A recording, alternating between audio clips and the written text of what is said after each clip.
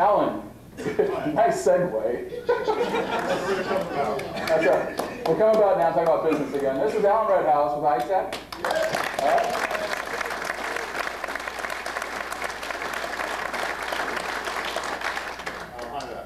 I suppose I'm the token Englishman in the police's house. I would just like to reassure you that I was fully immersed and disinfected in the Department of Agriculture. At least he wasn't so lucky. I think I got it out his own roast of his own back in the company. At this show last year, I came over here primarily, and I guess a lot of the other dealers did, to find out whether there was still a future for us in the Amiga market. And so I made the journey, all right, to sell a few things to pay for the air ticket, but mainly to talk to this guy. And what I was really interested in is, are their plans realistic? And are they realistic about their plans? And really, how thick is that layer of bullshit which surrounds all first meetings, you know? And could I trust them underneath that? Well, you know, we talked for quite a long time last year, and I think one of the great things that I saw was, yes, these guys really aren't in control. They're not like Schindler. They don't have to go running back and changing their minds every 5 minutes. And Bill listened when I criticised some of his earlier actions, and he only poked me in the eyes twice, which I thought was quite a good sign. And they also wanted help, you know, quite seriously, to listen to my input and other inputs from the other dealers and people, to see how they could give something back to the existing Amiga community and what they were looking for. And you know, at the end of that sort of 2-3 days, we had a sort of a business relationship. I mean, I would say it's one that was unquestionably questioning trust from either party, but it was we had a pretty clear understanding of where each other was. And I decided when I got back that yes, Amiga was something I still wanted to be part of, and I was going to back these guys. But one of the main things that we had to look at, and I think that Bill and Fleecy were focusing, was, you know, what was it that the community desperately wanted? It's very simple. It's a complete lack of products.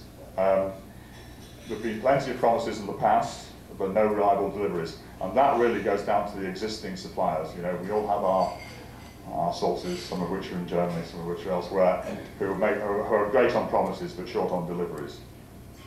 No products means no dealer sales. No dealer sales means fewer and fewer dealers, and that means no one to bind the community together very easily. And what we all want is a new Amiga. And we don't want a Jeff Schindler PC with a new GUI on the front of it. Fleecy's put down something called Zico spec, which was, his words are kick-ass, something of a specification. Which was actually quite a serious specification. But really, you know, this is we're still in his evangelistic stage. We can only guarantee sales to the existing community, yourselves and people like you around the world. And that means that the volumes are quite low. So if you actually look at how commercially you could do that, you're looking at a break-even in the low thousands of product. And I'm sure Bill would agree with this, but you know, if you're going to go for a state-of-the-art motherboard in the PC world, you're going to spend $2 million, and it doesn't take, you know, a great degree in maths to work out that that's really too much for any individual board to bear.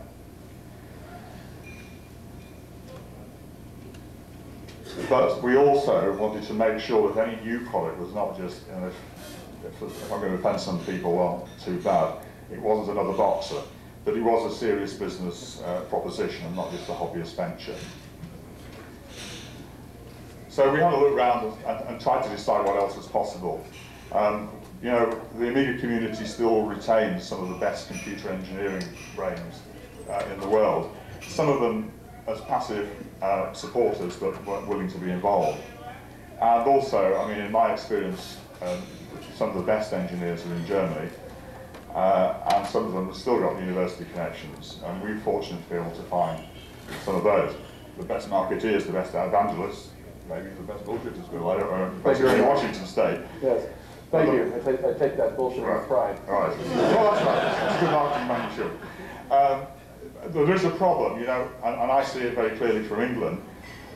Washington and Germany are separated by 7,000 miles by language, to a large extent by the culture of doing business. And also, I mean, very significantly, no overlap in the working day. You know, when all the German guys are going to bed, these guys are all frying greasy and just having their breakfast. What we're trying to do, and the reason why we got involved, is I think the UK has a bit of a part to play in the sense that we have a very close cultural connections with you, and telephone contact and common language and all the rest of it, but we're also very close to Europe. So that's really my way of saying, how do we fit into all this AmigaOne project? They're not my engineers who are designing the project, we're essentially project managing the whole thing. We'd already got a specification for something which went about 85% of the way to the AmigaOne. It was called the Predator Plus, some of you read about it in the press. We contracted with Martin Schuler, who got strong links with Braunschweig University. He's already designed a PowerPC ATX board for them. He's got extensive Amiga interfacing expertise and expertise in ATX board design, PCI, SD-RAM, logic, etc. So what we did was change our marketing plan. No, you're fine. You're fine. And we have a wine bottle. Shit! I can drag this out as long as you can, Bill.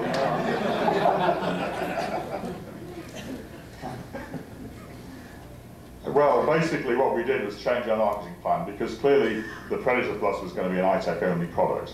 So what we had to do is stop that. If this is going to be a product for the community, we had to play our part in building it, but then make sure that it was available to everyone, all dealers, at exactly the same price, with a minimum specification, like to buy 20 boards and have at least one person on support. But that's something we've agreed. We've essentially given up our proprietary design and made that a common platform in conjunction with Bill's team, Dean Brown, etc.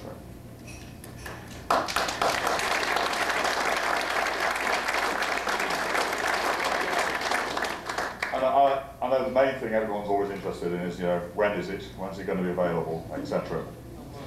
The agreement in principle with Bill on a long conference call was on the 27th of September, and Bill announced it on the 30th of September in Australia. We had the technical details worked out by the end of October, and contract and financing details in mid-December, which is when the design work actually started.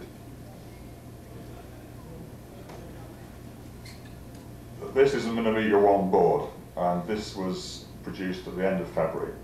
It's at the stage.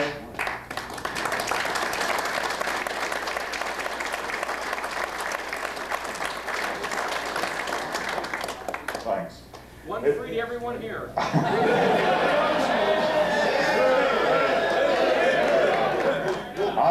I'm going to put this on display in a minute, but if it gets stolen, I can't leave the country, because I signed a customs declaration. Well, that's handy to know. If I don't get to leave the country, you don't get your AmigaOnes. Leave them alone. Leave them alone. Okay, so basically, the long and short of it is we've had, because we have to, and quite rightly, use people like Martin Schuler, who are not commercial designers but associated with the university, then they have some other priorities, and Martin did ask for a slight bit of time off because he had to take his master's finals between the end of February and the beginning of April. So we did grant him that time. I thought it was only fair. We should have this board in beta test out with people who've applied to be beta testers in June, July, and we should be shipping this board at the end of July. And it is not a boxer; it is a real commercial proposition.